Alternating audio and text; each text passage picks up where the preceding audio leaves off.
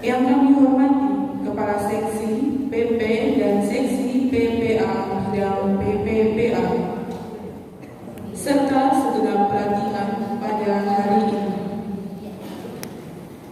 Bapak Ibu hadirin sekalian yang berbahagia, puji syukur kita panjatkan kehadiran Allah Subhanahu wa Ta'ala, Tuhan yang Maha Esa, karena atas karunia-Nya lah kita semua dapat berkumpul pada acara pelatihan penerapan kode etik perlindungan dari kekerasan hari Kamis Purworejo 18 Agustus 2022.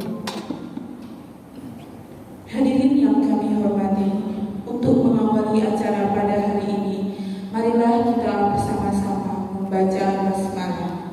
Bismillahirrahmanirrahim. Hadirin yang kami hormati, acara selanjutnya ialah mendengarkan bersama lagu Indonesia Raya dan Mars Purworejo. Hadirin dipersilahkan berdiri.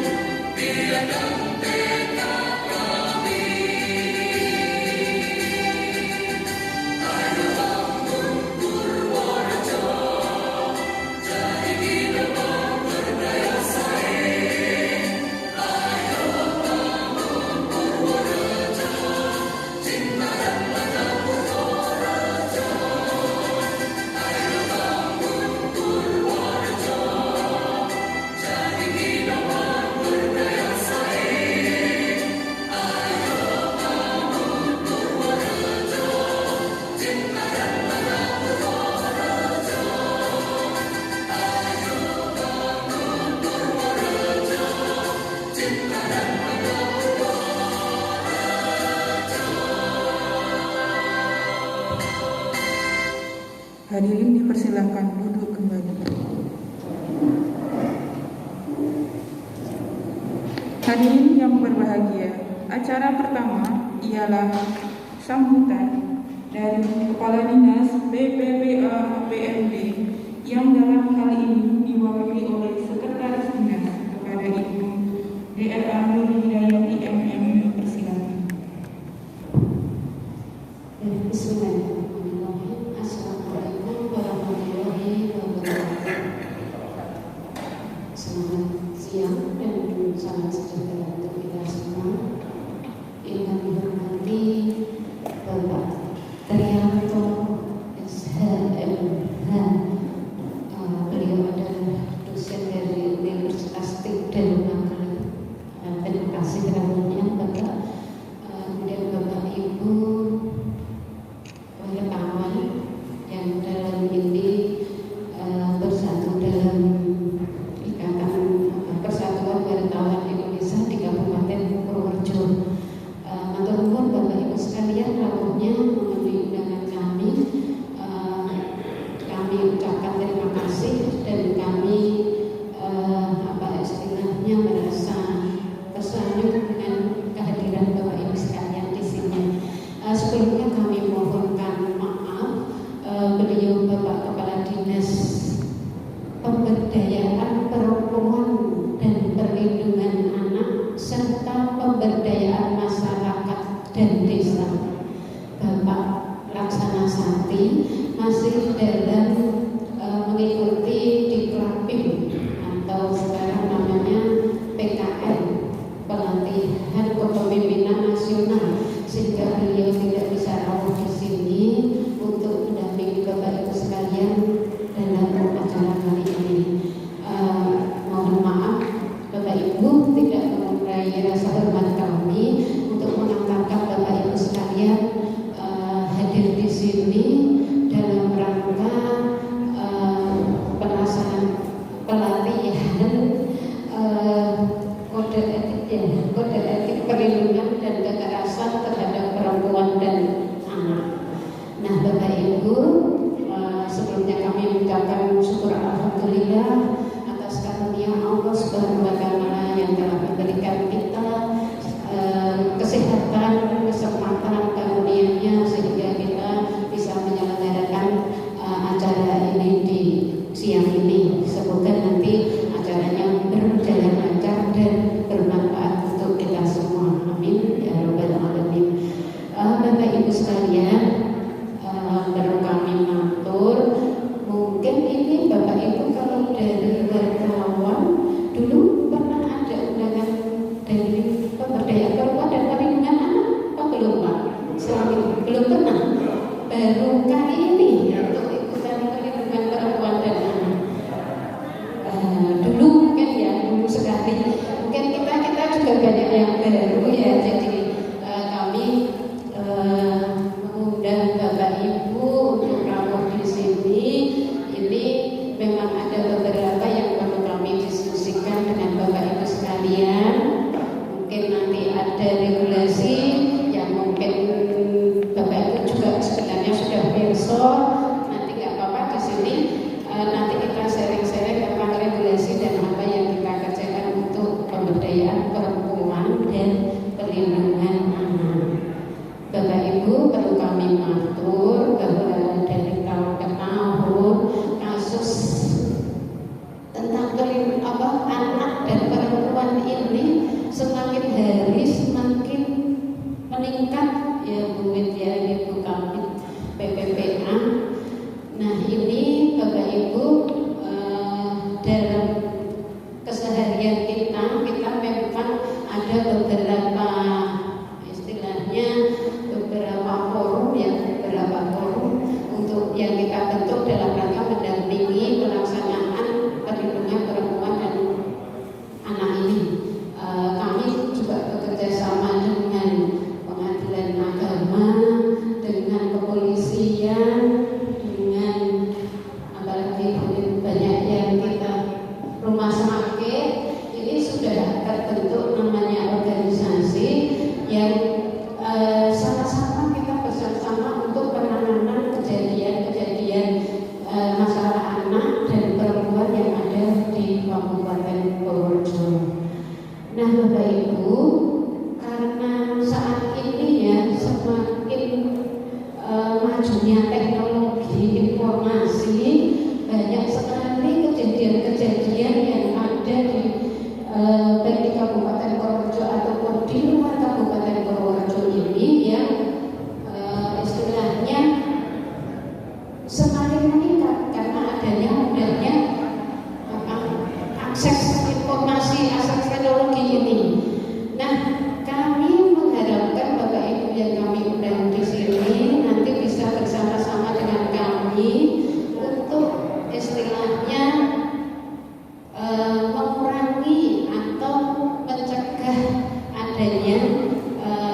tindak-tindak kekerasan terhadap perempuan dan anak yang banyak terjadi.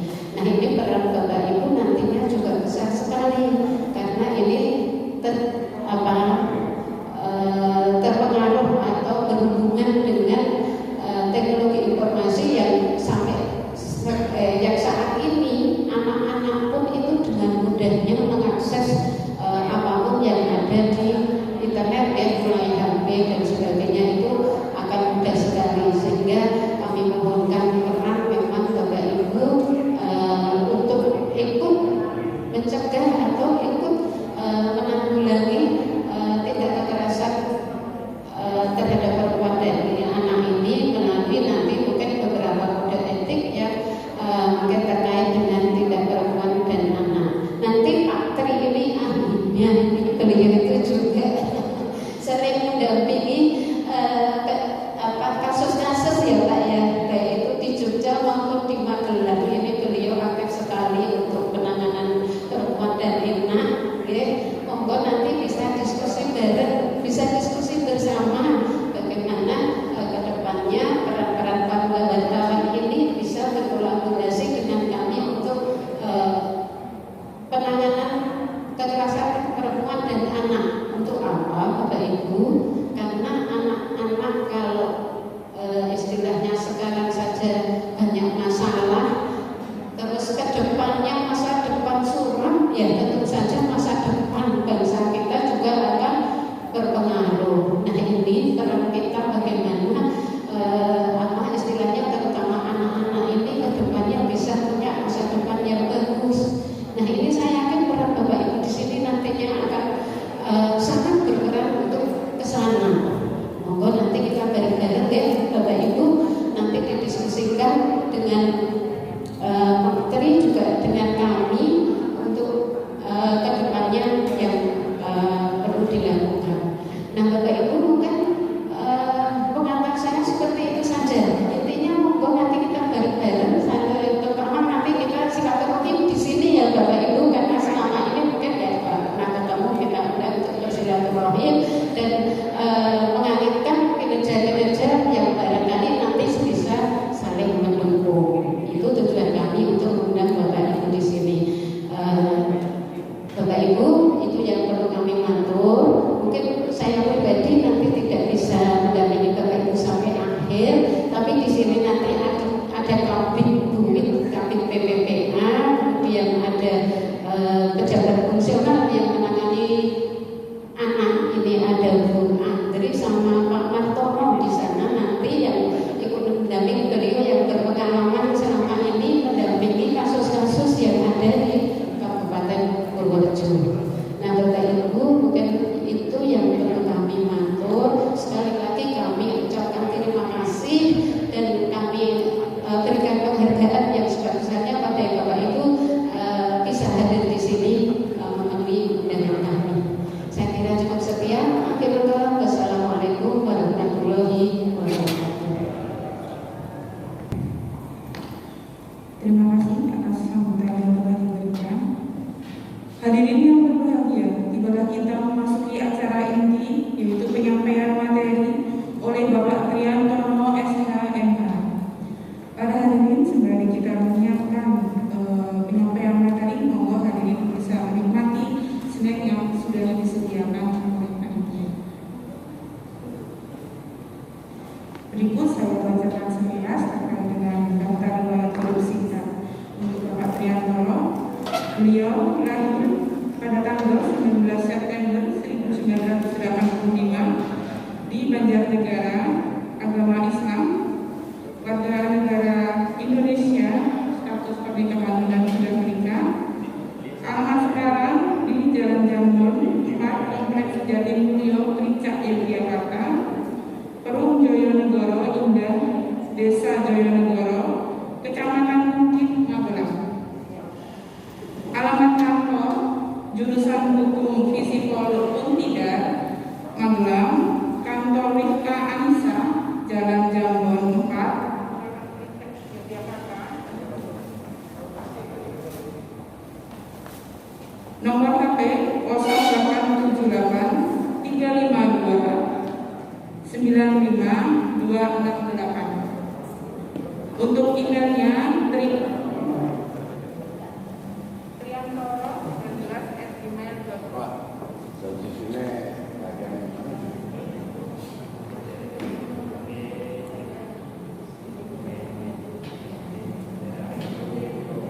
Pendidikan formal yang sudah ditempuh: S1 Fakultas Hukum Universitas Gadjah Mada, S2 Fakultas Hukum Universitas Gadjah Mada, dan sedang menempuh S3 Ilmu Hukum. Monggo untuk Bapak Triantoro kami persilakan untuk waktu undangan.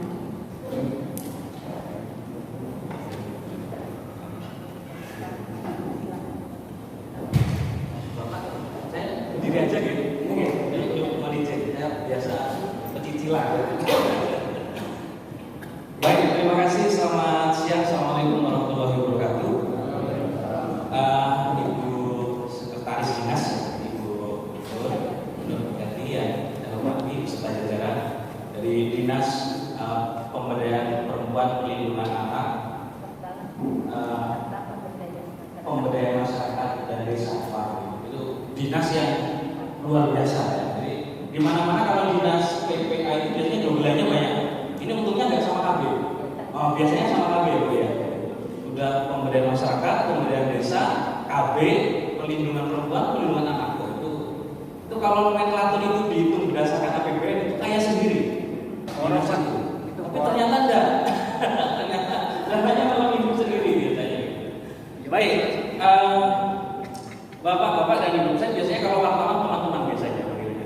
Jadi terima kasih atas kesempatan dan diberikan kepada kami untuk sharing ya berkaitan dengan saya kemarin di di WA ditelepon oleh Bu Andri untuk bagaimana kalau kita sharing berkaitan dengan pemberitaan di media berkaitan dengan pemberitaan pers lah kira-kira gitu.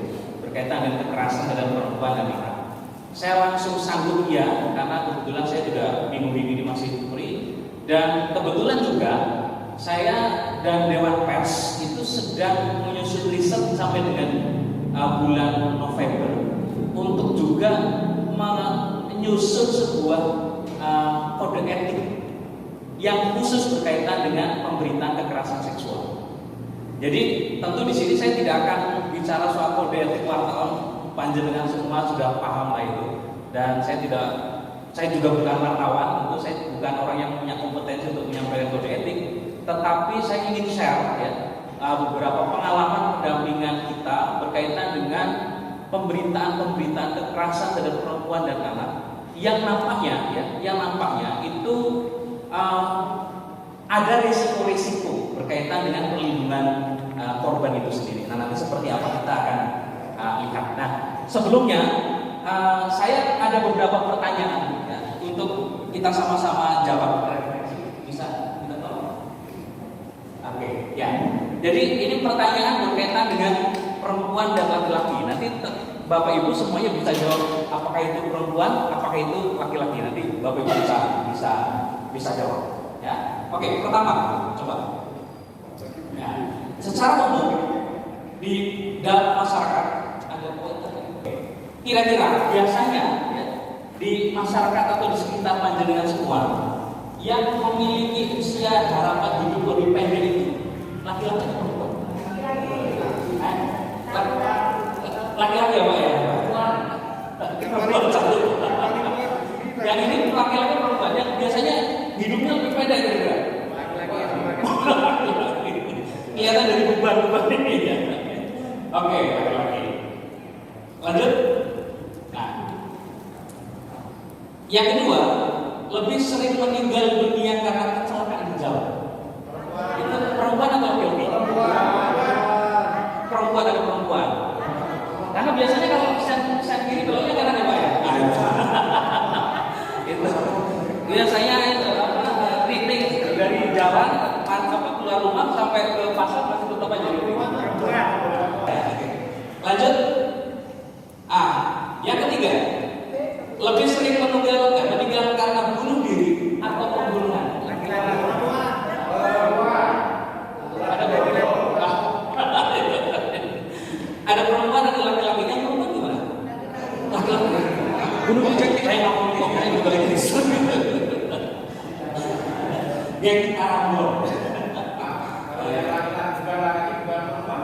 Nah itu bukan.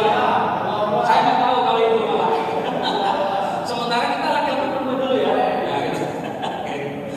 Berikutnya, lebih sering mengkonsumsi alkohol dan minuman keras. Sama. Ada minumnya bareng-bareng, gitu kan? Gimana Pak? Setara gender makanya sama. Yang perempuan juga. Lebih sering meninggal dunia karena overdosis penggunaan nafsa. Laki-laki atau perempuan? Kan Bapak Ibu pasti tahu database berita dan macam-macam ya. Itu biasanya laki-laki atau perempuan? Laki-laki. Nah, berikutnya. Saya kadang-kadang kalau ini pesertanya ibu Pak, saya itu sendiri diserang gitu. Nah ini saya punya banyak teman ini. Oke, berikutnya. Lebih sering menjadi korban kekerasan dalam rumah tangga atau kekerasan seksual. Itu perempuan itu. Tapi laki-laki juga ada Pak. Iya.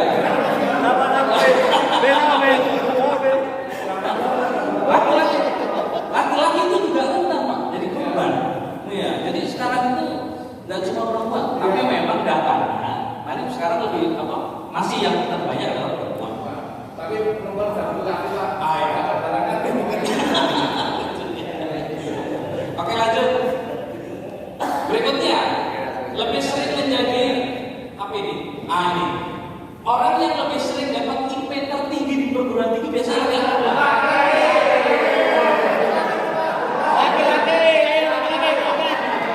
perempuan ada. Data sampai dengan tahun 2021 ya, terutama di universitas besar itu mayoritas adalah mohon maaf Pak, perempuan. Ya, jadi masih ya di bawah ya Pak. Ya kan laki-laki soalnya kuliahnya sambil gojek. Iya kan? Kuliahnya sambil nge-grab gitu kan. Tapi meskipun demikian ketika dia keluar, yang bikin perusahaan ini laki-laki. Ya, lanjut. Lebih sering mengikuti kegiatan pengajian.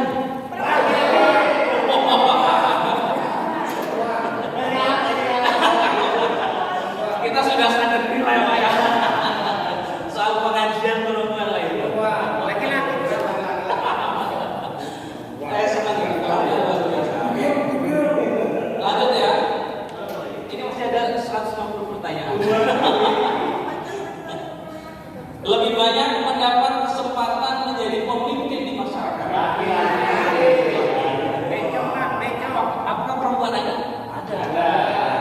Tapi paling banyak di masyarakat adalah laki-laki. Kan mencalonkan aja. Lanjut. Bahkan biasanya lebih dari 3 periode. Lebih banyak diatur untuk urusan KB. Perempuan atau laki-laki? Perempuan.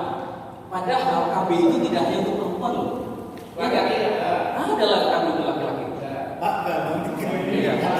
Kenapa jarang diekspos di media? Karena wartawannya laki-laki semua. Ya aja menarik ya. Buyar ya. Lanjut. Lebih banyak memiliki peran dalam mengambil keputusan di rumah. Nah, dia mengambil keputusan itu akses keuangan itu di perempuan.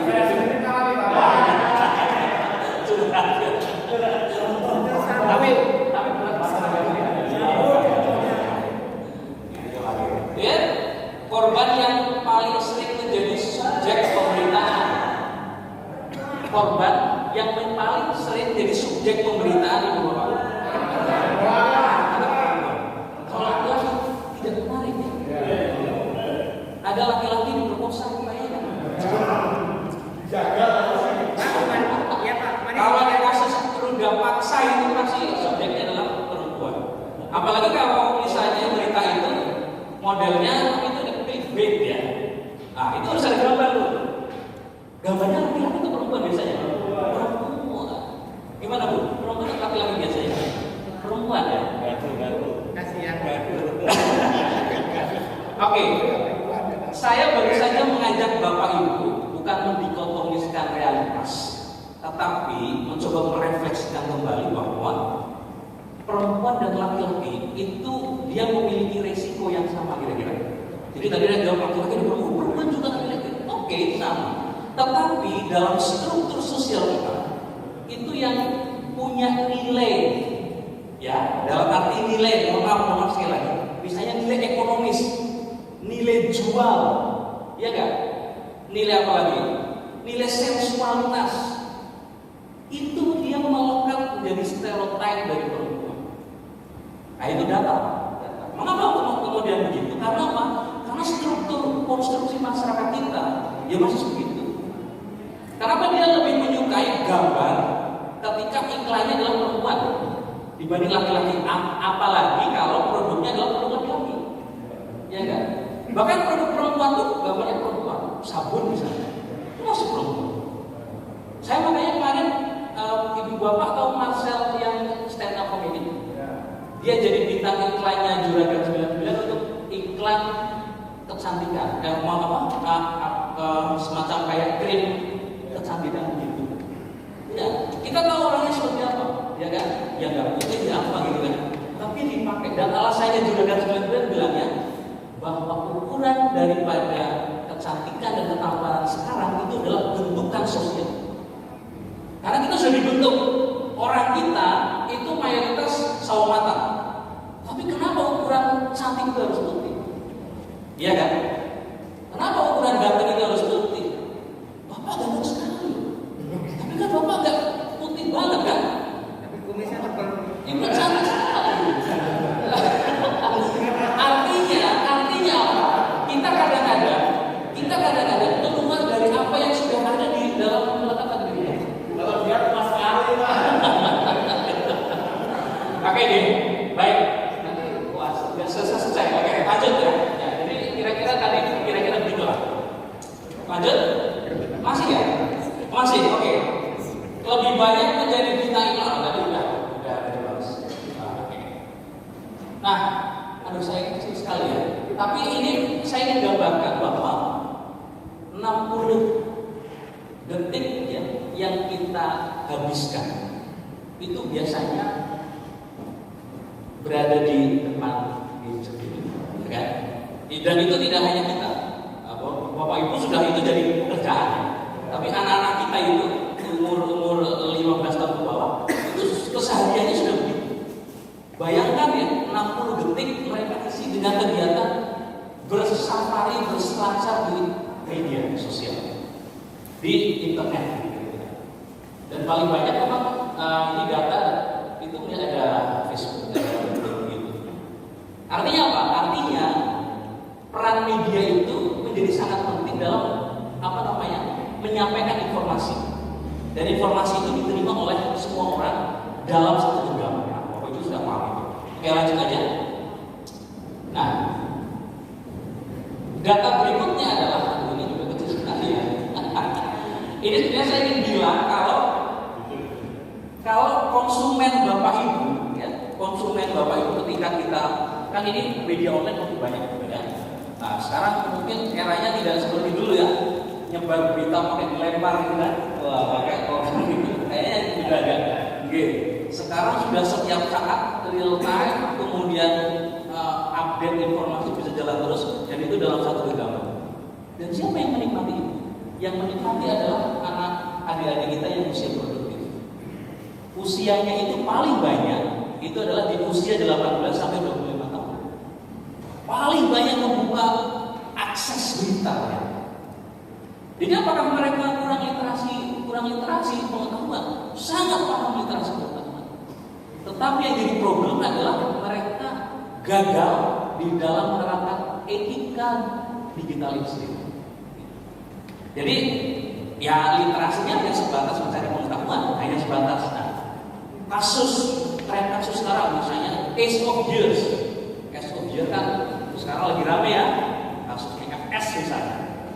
Kasus FS saja itu yang diberita itu maksudnya apa? Yang menarik kan soal ibunya, soal selingkuhannya, Saya nggak katakan selingkuhan ya, tapi soal gadis-gadis yang lain, bahkan soal konten seksualitas Bapak Ibu. Apakah mereka tertarik dengan isu-isu yang seputar substansi? Ternyata tidak begitu banyak tertarik. Lebih tertarik pada narasi-narasi yang kembang-kembangnya itu. Itu ya sih isu-isu yang besar, apalagi yang kecil-kecil. Oke, lanjut. Jadi usia-usia consumers adalah usia-usia yang sangat produktif. Gitu. Lanjut. Nah, ini juga revolusi soal media. Tentu Bapak Ibu sudah mengalami ini, di mana sekarang sudah terjadi pergeseran. Namanya wartawan itu kayak apa sih gitu? Kalau dulu wartawan cari berita pakai rompi gitu ya. Sekarang semua orang bisa jadi wartawan gitu. Komplit pakai. Jadi semua orang sudah kayak bisa jadi wartawan. Semua orang, dia bisa share semuanya, dia bisa rekam semuanya, dia bisa punya platform sendiri, dan platformnya itu bisa jadi platform yang paling banyak dilihat oleh masyarakat. Jadi ada semacam revolusi media sampai dengan sekarang. Makanya kemarin pada saat fit and proper Dewan Pers, ya, kebetulan kita jadi peserta dan melihat apa arah kebijakan para komisioner itu. Ya, salah satu kelemahan undang-undang pers kita itu adalah belum ada konteks yang mengatur tentang orang-orang semacam ini. Citizen journalism itu, kalau kita bilang, dia sangat berkontribusi dalam input berita. Tapi bagaimana kalau ada sesuatu? Kan tidak ada perlindungan. Jadi kekerasan itu bukan kekerasan hanya berkaitan dengan berita yang disebarkan, tapi kekerasan kepada wartawan pun akhirnya juga kerap terjadi. Oke, lanjut saja. Ya. Nah, ini tadi saya jelaskan soal citizen journalism. Dia itu supporting atau barrier. Dia itu mendukung atau menghambat. Itu kan pertanyaan gitu. Supporting ya. Bagi kita supporting, bahkan bagi saya pun itu supporting. Saya itu dampingi kasus. Kalau tidak dibantu teman-teman citizen journalism, kasus itu tahu. Tapi dukungan publik dengan pemberitaan yang masif itu mampu, Pak. Iya, mampu menekan secara minimal, secara emosional, menekan secara moral itu mampu. Jadi supporting, tetapi supporting yang diberikan oleh citizen journalism itu tidak diimbangi dengan perlindungan. Jadi makanya banyak teman-teman kita, teman-teman wartawan terutama yang mungkin dia tidak punya KTA, gitu ya, tidak punya identitas wartawan, tapi dia punya konten yang sangat bagus. Ketika itu bersentuhan dengan kekuasaan, bersentuhan dengan yang sensitif, itu akan sangat terbuka. Nah, ini isu-isu soal jurnalisme. Nah, lanjut lagi. Ya, ini gambaran saja bahwa sebenarnya kita berada pada konteks pedang bermata dua. Ya. Satu sisi, berita itu menjadi sangat penting dalam mendukung pencapaian keadilan dan kebenaran. Tetapi kalau tidak didasari oleh semacam etika dan moralitas serta integritas yang baik, itu justru berdampak sebaliknya. Pertama, nanti dulu jangan semuanya, ya, satu-satu.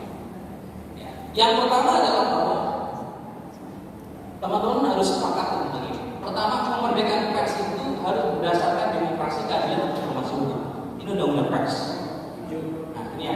Yang kedua, pers memiliki fungsi sebagai media informasi, pendidikan, hiburan, dan kontrol sosial. Benar kan? Benar. Bahkan sekarang kekuatan demokrasi terbesar selain partai politik itu adalah pers. Itu bukan sembarangan gitu. Makanya kemarin waktu RKUHP mau menyinggung soal kebebasan berpendapat yang mau tetap disahkan, semua teriak-teriak.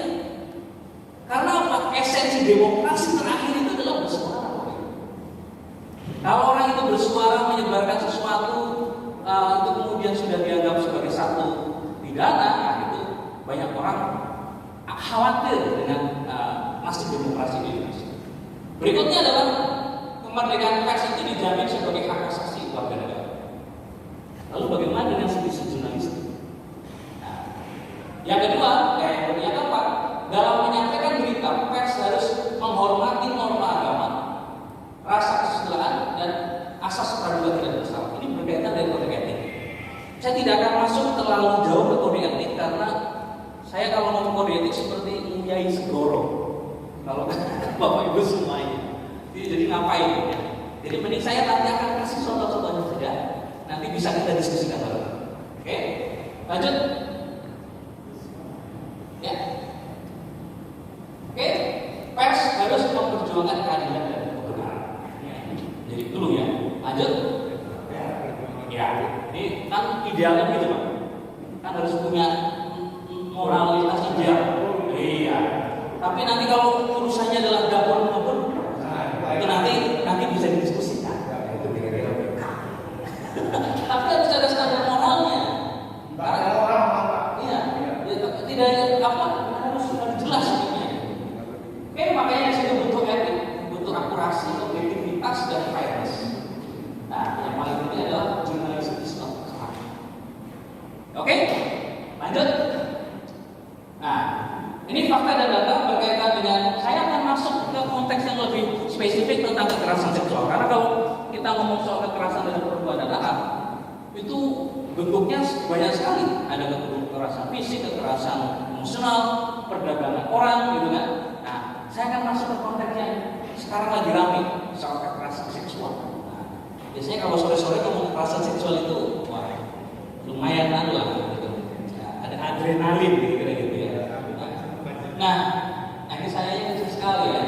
Ini ada fakta yang menunjukkan bahwa pemberitaan tentang kekerasan seksual, taruhlah 5 tahun terakhir, itu dia menggeser isu-isu yang lainnya. Jadi dia termasuk 3 teratas. Dulu ada isu korupsi, ada isu macam-macam. Nah, sekarang maksudnya kekerasan seksual itu jadi isu bahkan trending lah kira-kira. Jadi isu yang sangat seksi untuk dikemas dan dibuka. Beberapa media misalnya seperti ini ada Globe, ada Tempo, ada macam-macam itu juga memberitakan tentang kekerasan seksual itu lumayan intens secara nasional ya. Belum lagi kalau kita bicara soal media-media yang ada di daerah, tribun-tribun ya, misalnya tribun apa, terus radar mana itu banyak sekali. Itu kalau kita cek itu berita tentang kekerasan seksual banyak sekali. Sepertinya itu kemudian menjadi satu hal yang ini pangsa-pasar ya. Pangsa-pasar memang masyarakat sedang in isu kekerasan seksual. Nah, persoalannya adalah ketika ada pangsa-pasar yang begitu baik menyambut berita itu, tetapi di sisi lain narasi pemberitaannya justru tidak mencerminkan perlindungan kepada korban. Saya akan kasih contoh tadi beberapa ya. Oke. Lanjut, ini data-data yang saya coba himpun ada dari Sindo. Itu juga kekerasan seksual untuk pemberitaan terhadap perempuan dan anak itu sangat tinggi. Kemudian ada Muskota, ada Jakarta Post, bahkan. Jadi secara nasional isu kekerasan seksual itu menjadi isu yang sangat valuable, sangat bernilai. Gitu. Oke, lanjut. Nah, ini juga tidak terlepas dari fakta bahwa fakta kekerasan seksual itu sudah sangat banyak. Bahkan surveinya Bappenas itu 1 dari 3 perempuan mengalami kekerasan seksual. Jadi di sini kalau ada 3 perempuan, 1 mengalami kekerasan seksual. Asumsinya begitu. Dalam bentuk apapun, kekerasan seksual kan tidak hanya penetrasi, tapi juga misalnya digodain, misalnya gitu. Oke? Godain aku doang gitu. Oke, jadi ini yang kemudian mendorong Undang-Undang Nomor 12 Tahun 2022 tentang kekerasan seksual itu. Lanjut. Nah, bagaimana dengan korban dan pelaku? Mayoritas perbandingannya itu sangat tinggi sekali gapnya. Jadi kalau kita lihat korban menurut jenis kelamin, itu korban perempuan itu nyaris di angka 80%. Ya, 79,sekian ini sumbernya Simfoni KPPA. Dan laki-laki itu sekitar 20%-an, 21%. Cuma yang menjadi perhatian adalah korban laki-laki yang 21%. Itu dia kalau tidak dipulihkan Bapak, itu dia bisa menjadi pedofilia lanjutan. Jadi mereka-mereka yang sekarang jadi pelaku kekerasan seksual, saya kayak kasus dulu ada kasus Pawan, Babe gitu ya, yang sampai kebetulan namanya di situ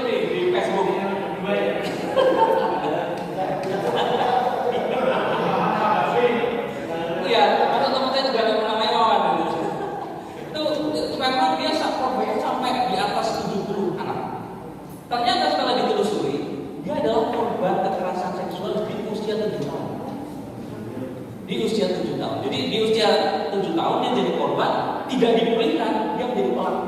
Nah, korban laki-laki yang 25%, 20% ini, kalau ini tidak dipulihkan, maka penelitiannya menunjukkan 60-70% dia akan menjadi pelaku waktu dia dewasa.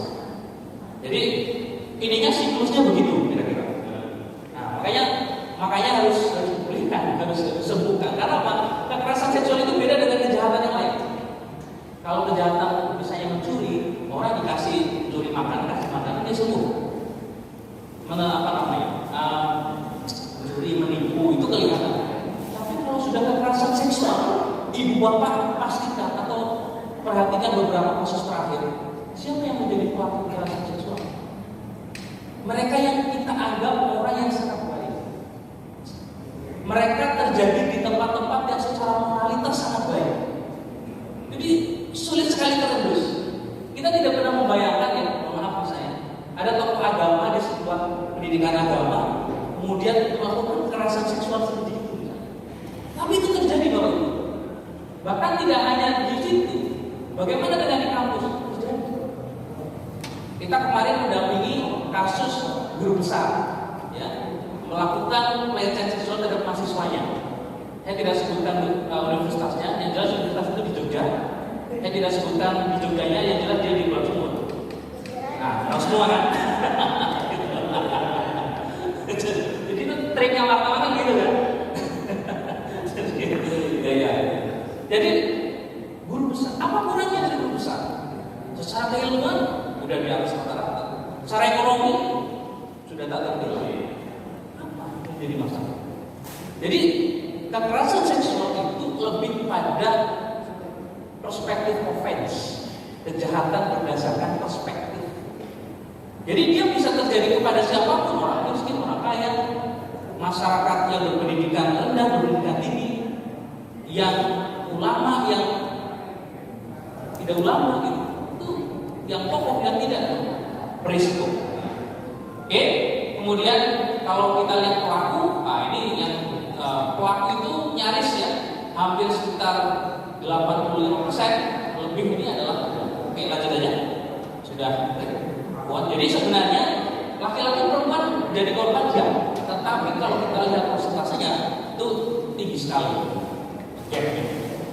Oke, ini lanjut. Jadi korban dan pelaku itu kalau kita lihat berdasarkan umur, ini masa-masa produktif. Kita kaitkan dengan yang tadi di awal. Di awal saya sajikan data bahwa para penikmat berita atau para pembaca berita di media sosial atau di media pemberitaan online itu adalah mereka-mereka di usia produktif. Kalau kita katakan dengan korban dan pelaku berdasarkan umur, ini juga berada di usia produktif. Saya belum berani mengambil kesimpulan apakah itu ada kaitannya atau tidak, karena ini perlu diriset. Tetapi kalaupun ada, ini jadi menarik. Artinya, jangan-jangan narasi kekerasan seksual melalui pemberitaan itu justru menjadi rangsangan tersendiri terjadinya kekerasan seksual. Jadi ini evaluasi yang sangat awal, perlu dibuktikan. Tapi menarik kalau kita hubungkan, karena apa? Usia mereka produktif, tetapi kalau kita lihat pelaku dan korban itu juga sama-sama di usia-usia produktifnya paling. Oke, lanjut. Oke, nah ini yang kita lakukan, penelitian yang kita lakukan itu di 3 kota, lanjut, yaitu di kebetulan Purworejo masuk di ini saya lakukan di 2015 ya. Purworejo, Jakarta dan Jayapura. Ini kebetulan ada support dari UN Women untuk melakukan penelitian terkait dengan ini laki-laki semua, sekitar 1000 laki-laki. Mereka yang berpartisipasi adalah mereka yang pernah melakukan kekerasan seksual.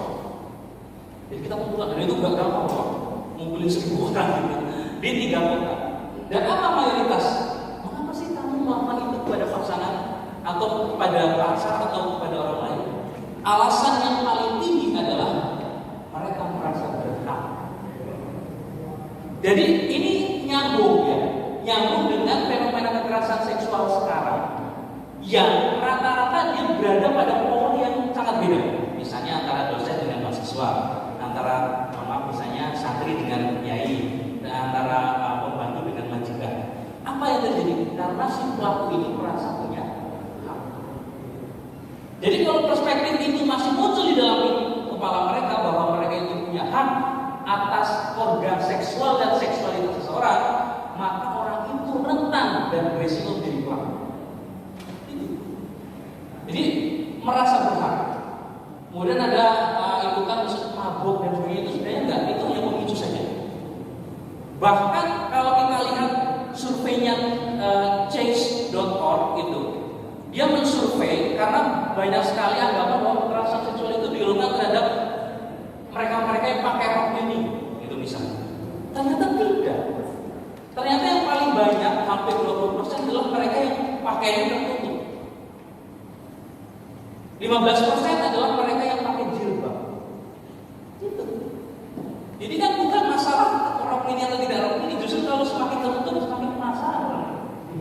Rasa koyo-koyo. Iya enggak?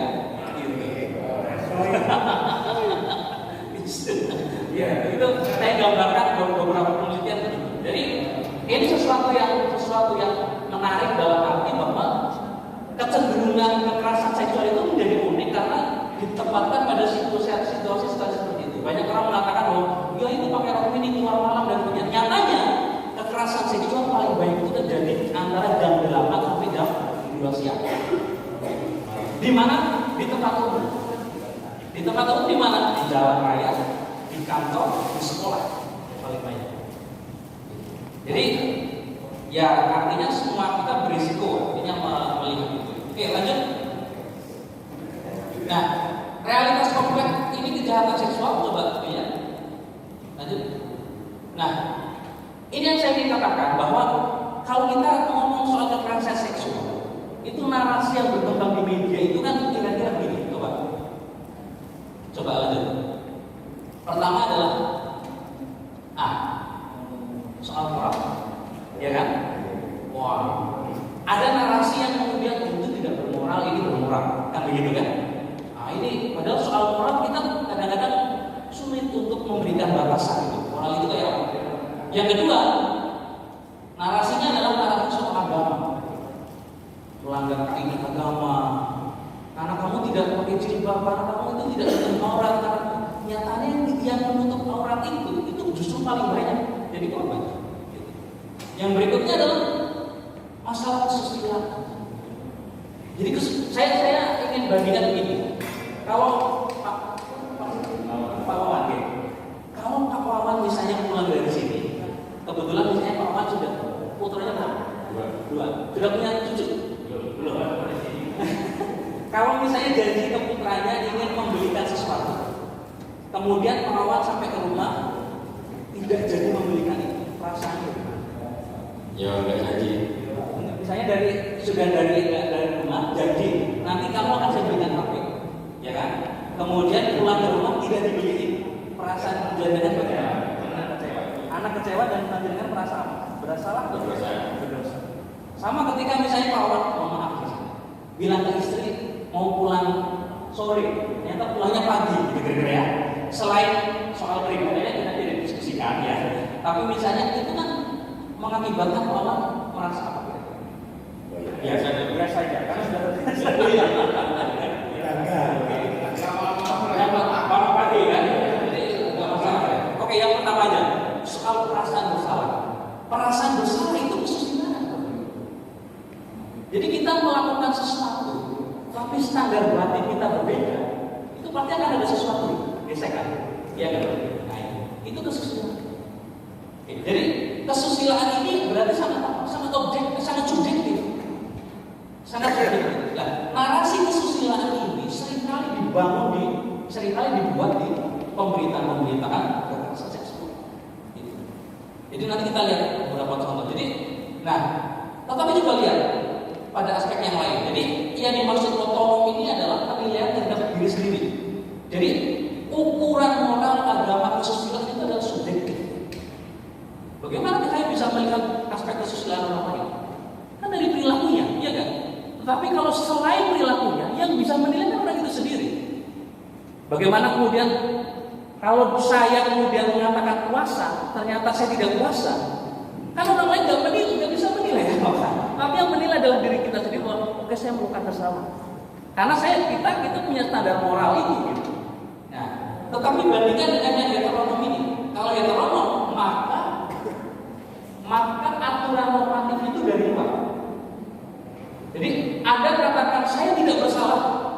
Tetapi Anda todongkan pistol ke kepala orang dengan jarak 1 meter, kemudian tembak orang itu, Anda tidak bisa mengatakan Anda tidak bersalah.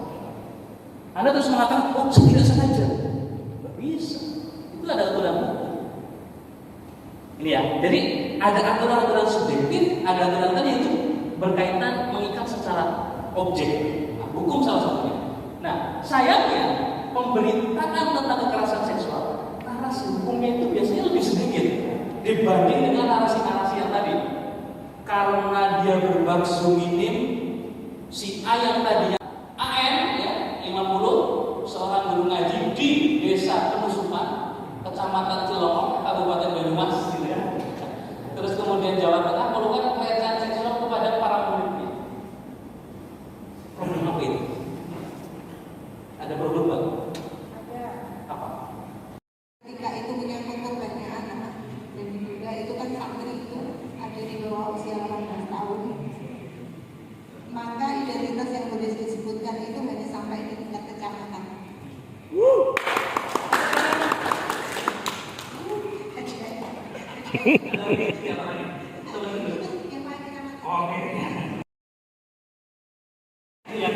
Jam cantik.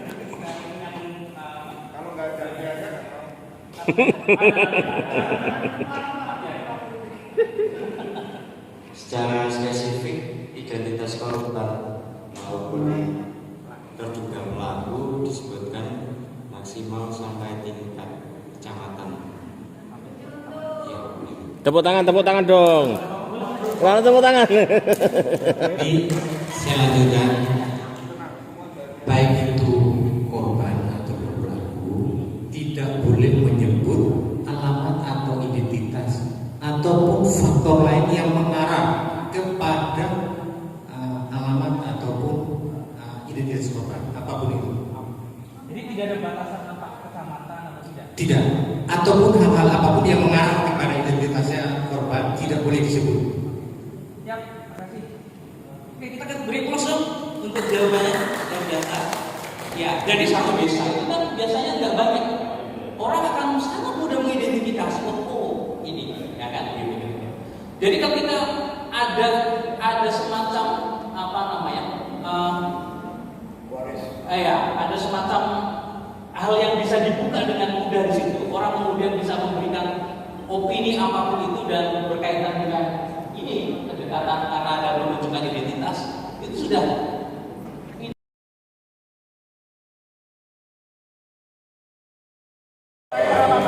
Ya.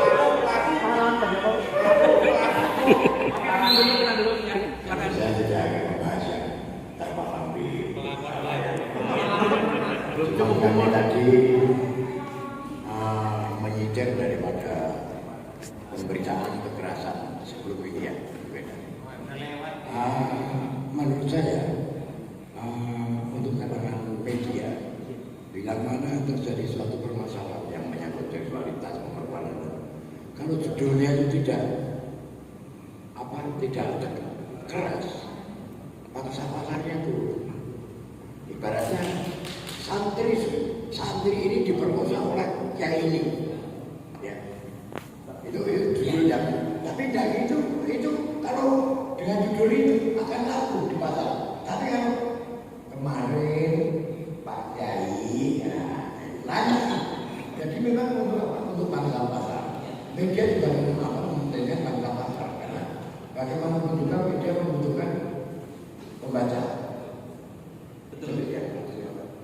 Yang terkait masalah berita juga memang agak sulit kalau kita memisahkan berita perusahaan dan sebagainya harus dengan berita yang harus kodak kurang padat. Ibaratnya kasus-kasus yang terjadi di Pemalang. Begitu pula kejadian kemarin siang kasat lantas istrinya kesenggol. Wartawan dikatakan melecehkan. Ini kan tidak lucu juga. Padahal si wartawan itu akan jatuh. Dia pegangan dekor, nyenggol istri kasat lantas. Dikatakan melecehkan. Ini kan tidak lucu lagi. Nah, perlindungan wartawan itu juga perlu tidak hanya perempuannya dong. Wartawan juga perlu perlindungan. Sementara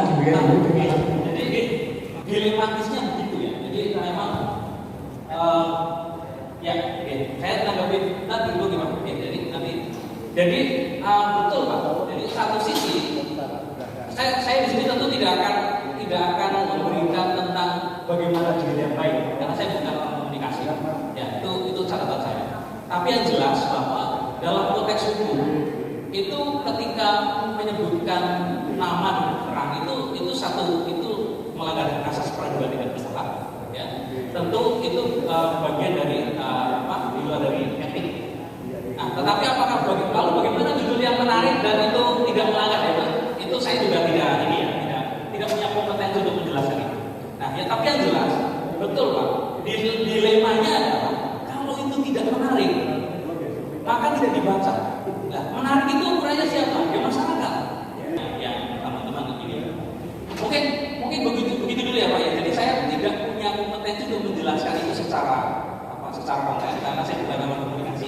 Tapi prinsipnya itu Pak tadi. Prinsipnya ketika kita mengatur pada perlindungan korban, maka korban ini harus dilindungi dalam batasan identitas. Itu identitas ya jangan sampai kemudian itu terbuka terlalu itu. Apalagi sampai kemudian biasanya kan dia pakai nama samaran bunga apa gitu ya, kemudian di apa gitu kan. Nah, itu juga bagian dari yang punya nama bunga kan juga kasihan. Nah, mending identitas itu pakai itu tadi inisial itu yang biasanya lebih aman. Iya, sekarang udah nggak boleh nih. Kan belum namanya. Nathan Rumi dipanggil. Terima kasih. Monggo Pak. Assalamualaikum warahmatullahi wabarakatuh. Saya akan menyampaikan apa saja. Yang pertama mengenai supporting dan kegiatan antara citizen. Jadi memang betul ada support kepada sehingga tadi dengan bicara kemungkinan kan belum ditangani di undang-undang komunikasi.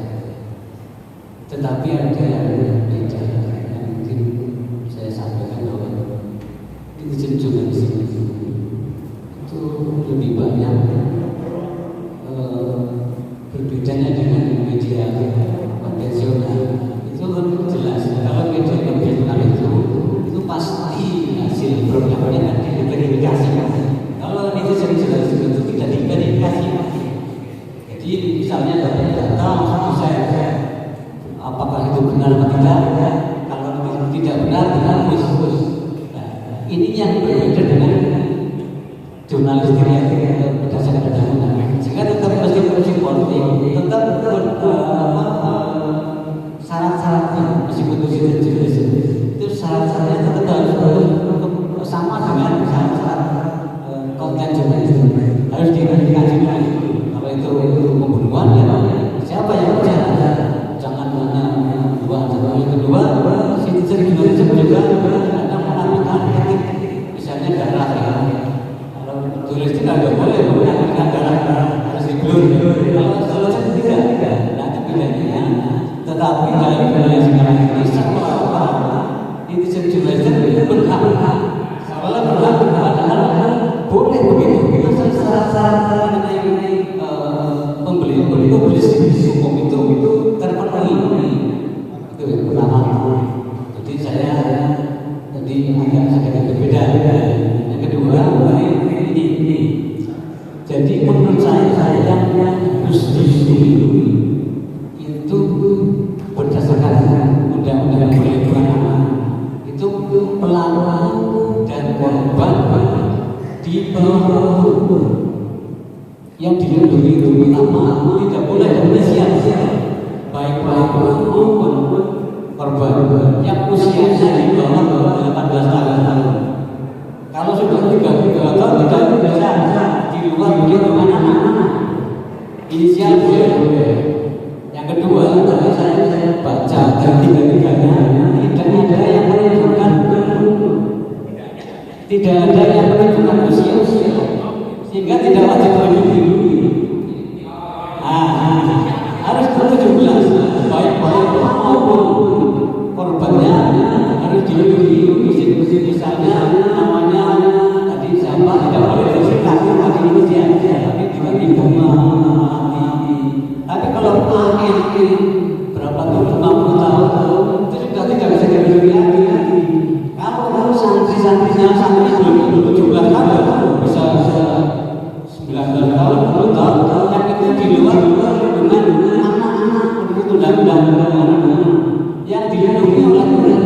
undang-undang perlindungan anak adalah anak usia di bawah umur itu 17 tahun.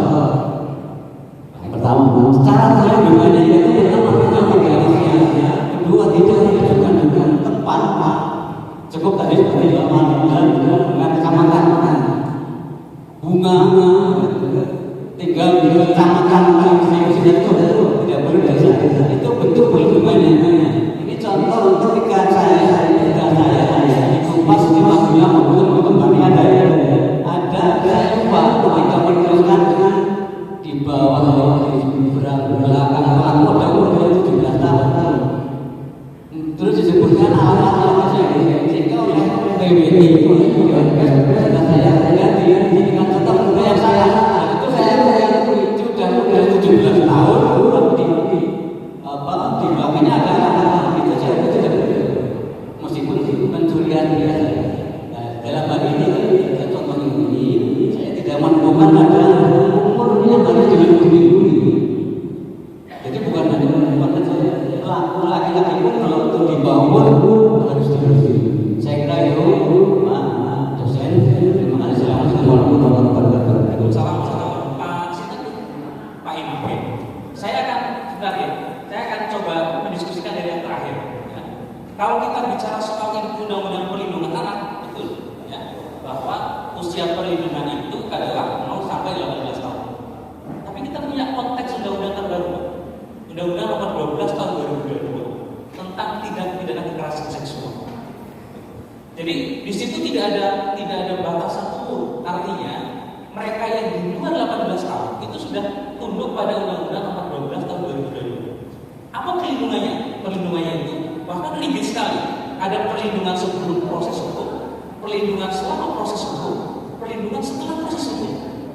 Nah, perlindungan sebelum proses hukum itu apa? Salah satunya adalah perlindungan dari pemerintahan. Nah, saya memang di sini tidak menyebutkan apa umur, apa misalnya katakan di sini dikatakan umur ya 50 dan sebagainya. Tetapi konteksnya di sini saya tidak hanya menyasar ke undang-undang perlindungan anak. Bahwa undang-undang perlindungan anak jelas ya di situ kalau sebelum 18 tahun itu memang sudah harus mengikuti undang-undang perlindungan anak. Tapi dulu problemnya bagaimana setelah itu? Nah, sekarang sudah ada undang-undangnya.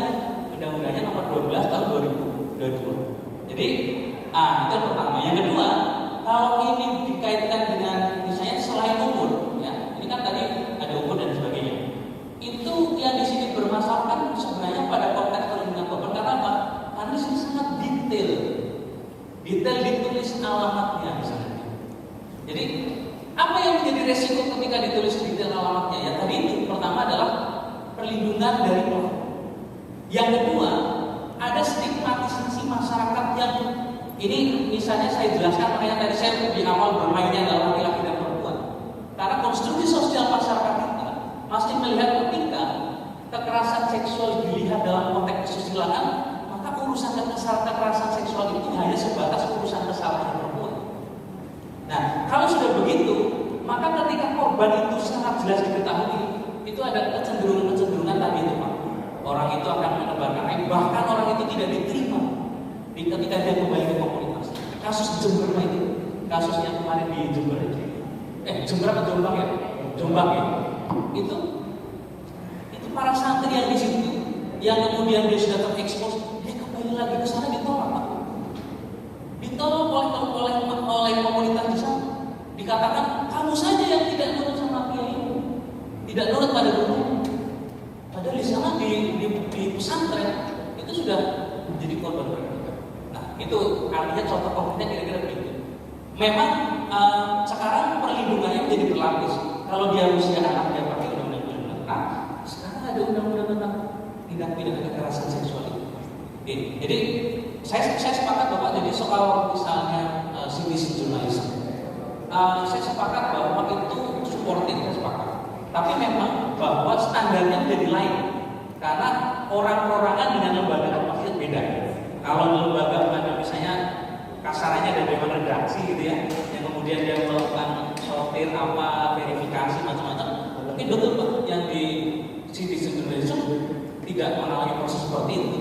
Tetapi mereka itu punya hak yang diberikan oleh konstitusi. Gitu. Meskipun akhirnya kita bisa katakan Beliau bukan jurnalis seperti saya kok, betul. Tapi ketika kemudian mengacu pada konteks yang lebih sultan gitu loh, setiap orang itu bisa memberikan bersuara atas suatu kejadian, yaitu itu urusannya lain. Bahwa di situ ada problem etik, iya. Kan etiknya pasti biasanya akan lebih ketat yang misalnya begini kan, yang PBI, yang apa pasti biasanya lebih ketat dibanding yang itu tadi. Makanya sebenarnya pembenahannya sebenarnya pada model-model standarisasi itu. Jadi bagaimana yang citizen itu juga standarnya kira-kira ya sama dengan yang ini. Oke, matur Pak Imam atas caranya, Mas luar biasa sekali. Kita beri plus untuk Pak Imam dong. Oke, saya umpan. Karena berarti ini pelatihan ini memang sosialisasi setelah buku TPKS disahkan ya Mas. Saya tidak bisa bilang begitu, tapi tadi ya ngiras-ngirus. Nanti mungkin ada sosialisasi sendiri. Karena saya memang berinformasi pelatihan tentang ini kode etik perlindungan terhadap kekerasan. Kalau perlindungan terhadap kekerasan yang sudah kami ikuti ya itu tadi sosialisasi tentang undang-undang SPPA sama PPRA. Dan itu yang saya lupa itu saya koreksi melindungi usia anak itu antara 0 sampai 18 tahun sekarang. Untuk perlindungan kekerasan ini Mas berdasarkan buku TPKS. Kalau yang kemarin-kemarin kan kami masih belum ada aturan tentang perlindungan korban kekerasan. Kami hanya menggunakan kode etik jurnalistik. Yang 11 itu ya? Iya, yang 11. Bahwa korban kekerasan atau korban perselingkuhan dan pemberitaan responsif gender itu terutama untuk melindungi perempuan itu ketika memberitakan harus imbang antara perempuan dan laki-laki, korban dan pelaku itu juga harus berimbang. Tapi saya belum tahu bagaimana perlindungannya di undang-undang TPKS, penyebutannya bagaimana. Saya sendiri kalau memberi inisial Mas supaya tidak bisa ditebak-tebak, umpamanya ini Rinto Iksantoro, nggak mungkin saya inisial RH, pasti saya acak kalau entah itu HS atau HT kalau yang bersih. Terus usulan saja Mas. Sebenarnya wartawan itu kan kami hanya menulis dan mencari berita. Semua itu nanti ada redaktur yang mengeditnya. Nah, ketika wartawan sudah diberi pelatihan, ini yang seperti kami alami ketika wartawan diberi pelatihan tentang PPRA. Kami yang di daerah sudah paham, tapi ketika itu masuk ke redaksi, mereka belum tentu tahu. Ya, makanya Perusahaan tuh nggak tahu juga. iya, pokoknya yang di newsroom itu belum tahu, Pemret juga bahkan belum tahu. Makanya saya usul ketika memberikan pelatihan itu jangan dari wartawannya nggak apa-apa, tapi yang terpenting itu sebenarnya redaktur sampai ke Pemret. Terus tentang pemberitaan itu sebenarnya saya mengkritik judulnya itu juga sudah melanggar kode etik kalau itu mau dibahas, karena itu kan kita ketika memberi judul kita harus menggunakan asas praduga tak bersalah. Nah, ketika itu umpamanya kiai diduga melakukan, kalau itu kan sudah menjudge bahwa dia pelaku kan. Itu yang terus gitu aja. Terima kasih. Plus dong untuk Mbak Fani.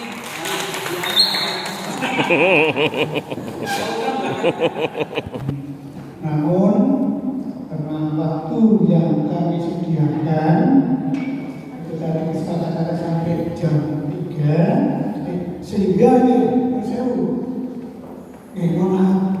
dengan segala-galanya. Sebetulnya aspirasi dan masukan serta pertanyaan cukup luar biasa, sangat menarik.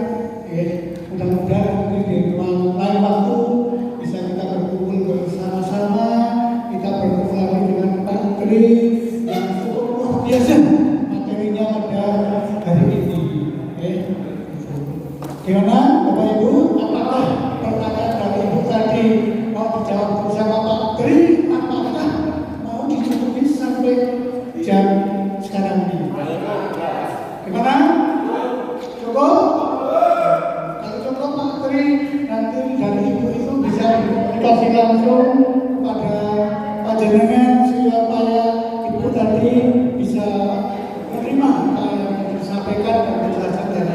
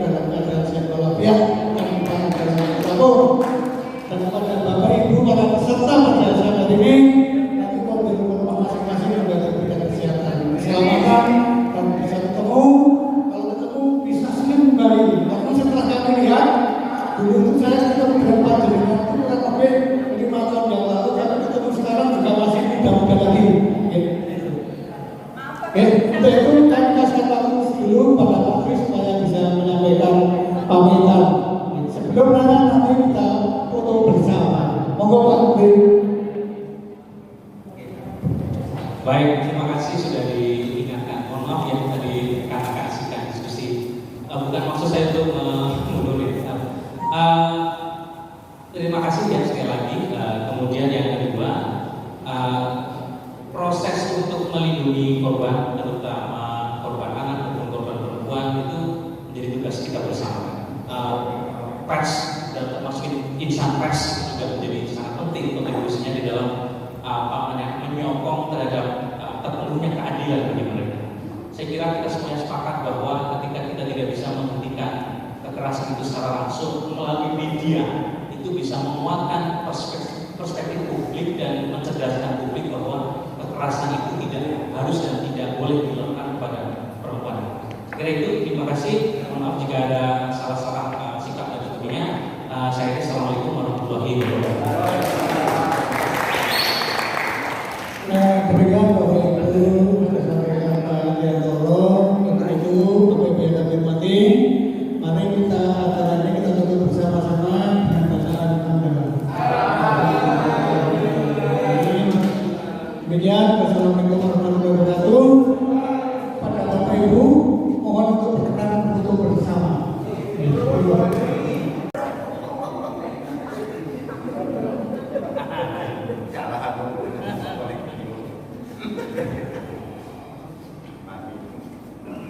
Mbak, aku minta tolong ya, Mbak, minta tolong.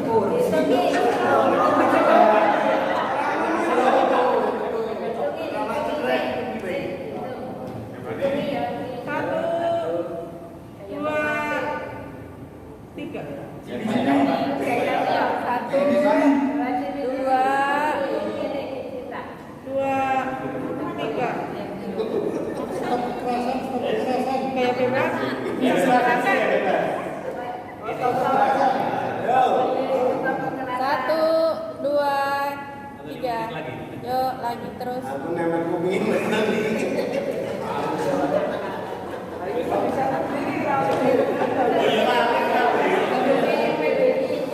lupa ya jangan ya. Oke, Bu, tadi ini acara apa Bu? Acara untuk pelatihan kode etik bagi wartawan dalam ikut menangani tindak kekerasan terhadap perempuan dan anak. Oke. Oke, kalau tujuannya apa Bu? Tujuannya untuk bersinergi agar dalam penanganan kasus kekerasan terhadap perempuan dan anak ini wartawan bisa ikut kontribusi Bapak untuk pemberitaannya, untuk istilahnya menyebarluaskan informasinya biar sama-sama mendukung pada peningkatan atau pencegahan pada kekerasan terhadap perempuan dan anak. Oke. Kalau harapan acara ini Bu? Harapan acaranya, ya? Harapan acaranya yaitu untuk kedepannya kita tetap bersinergi bareng Pak. Harapannya bisa menurunkan tindak kekerasan perempuan dan anak, terutama yang disebabkan karena mudahnya informasi, mudahnya akses internet dan sebagainya bisa diantisipasi. Gitu. Oke, siap. Terima kasih Bu. itu 39 itu yang lapor, karena beberapa memang tidak berkenan untuk melapor ataupun ketika sudah laporan kadang mundur, apalagi yang kekerasan dalam rumah tangga itu biasanya memang ini kegiatan sebenarnya dari anggaran Kementerian PPPA. Jadi untuk Kabupaten Purworejo khususnya di bidang PPPA untuk tahun ini mendapatkan anggaran dari Kementerian PPA, dana anggaran DAK non fisik. Jadi kita bisa menyelenggarakan kegiatan ini khususnya di bidang pencegahan. Jadi memang kita akhirnya mengundang bapak-bapak ibu semuanya yang berkaitan dengan kode etik jurnalistik. Jadi memang mungkin selama ini untuk kita dinas PPA belum bisa mengundang bapak ibu semua karena terkait ya memang belum bisa ada anggaran untuk ke situ. Tapi kalau untuk kasus-kasus ya kalau ada kita tetap pendampingan terus selagi. Kalau untuk tahun antara tahun 2021 sama 2022 ini ada karena sampai bulan ini sudah 39 kayaknya ada peningkatan naik. Iya, karena mungkin ada kesadaran juga dari beberapa warga atau masyarakat untuk melaporkan. Jadi kalau mungkin kemarin belum ada kesadaran atau mungkin belum tahu harus lapor ke mana, tapi mungkin untuk tahun ini mulai ada beberapa yang lapor dan ada dukungan dari desa juga. Misalnya ada kejadian kan ada mendukung untuk laporan. Kalau enggak di apa, biasanya ada beberapa yang memang misalnya pelaku atau berapa persen tadinya dibanding tahun kemarin sebenarnya enggak terlalu banyak sih, sekitar 40-an mungkin terkait karena pandemi deh. Jadi beberapa itu enggak ada yang laporan langsung ke kita gitu. Tahun kemarin sekitar 40-an, sekitar 40, sekarang udah 39. Dominasinya apa Bu? Pelakunya ini? Kalau yang benar-benar lapor ya biasanya pelecehan seksual sih, tapi ada KDRT juga. Tapi kalau yang sampai ke kita walaupun nggak diproses secara hukum, kalau KDRT tetap kita terima sebagai laporan, tetap ditampung. Jadi walaupun nggak sampai ranah hukum, tetap kita pendampingan. Jadi masuk untuk pelaku seksualnya ini, pelakunya maksud kami, usianya ini remaja atau ada yang tua, ada remaja, ada yang memang kadang anak-anak juga. Jadi pelakunya anak, korbannya juga anak. Biasanya kalau ini di luar keluarga atau masih di keluarga di luar sih, di luar, tapi orang-orang terdekat, biasanya lingkungan tetangga atau apa gitu. Ya. Pak Sendiri, bagaimana tanggapan jenengan tentang kegiatan hari ini? Oke, saya kira ini kegiatan positif ya, mengingat bahwa kekerasan terhadap perempuan dan anak itu adalah satu realitas kompleks. Disebut realitas kompleks itu karena dia bersinggungan dengan segala macam unsur masyarakat. Dinas itu juga tidak hanya dinas PPA, tetapi juga melibatkan dinas-dinas yang lain, termasuk teman-teman wartawan. Karena pemberitaan tentang kekerasan, utamanya kekerasan seksual itu kan belakangan minimal 2 tahun terakhir itu kan mengalami kenaikan ya secara persentase pemberitaan. Tentu ini harus dikawal secara bersama-sama agar pemberitaan ini di satu sisi juga memberikan edukasi kepada masyarakat, termasuk juga memberikan kesadaran kolektif untuk memberikan perlindungan kepada korban. Di sisi lain juga pemberitaan ini jangan sampai kemudian memberikan terdegradasinya perlindungan kepada korban. Jadi satu sisi penting untuk adanya pemberitaan agar masyarakat teredukasi, masyarakat menjadi cerdas, tapi di sisi lain juga hak-hak korban untuk dilindungi jangan sampai terabaikan. Jadi saya kira ini acara yang sangat positif untuk bisa ditindaklanjuti ya, atau bisa dilanjutkan di kemudian hari. Materi yang disampaikan tadi apa aja? Saya sedikit sebenarnya sharing pengalaman berkaitan dengan faktor-faktor pemberitaan saja di media. Apa yang mengakibatkan itu pemberitaan kekerasan seksual utamanya itu menjadi menarik gitu. Yang kedua adalah tema-tema yang berkaitan dengan makanya tadi saya sampaikan ada judul-judul yang mungkin itu sensitif ya. Sensitif kemudian ketika itu disampaikan dan justru mereduksi terhadap perlindungan korban. Kalau dari pandangan sendiri, media juga perlu dikritik. Ya. Secara pemberitaan menurut jenengan seperti apa? Ya, proses yang sekarang ini ada itu kan sebenarnya pembenahannya artinya ini sudah berjalan secara, artinya kesadaran jurnalis berkaitan dengan kekerasan itu juga sudah bagus ya, dalam arti itu mendapatkan mendapatkan perhatian, mendapatkan tempat untuk diberitakan.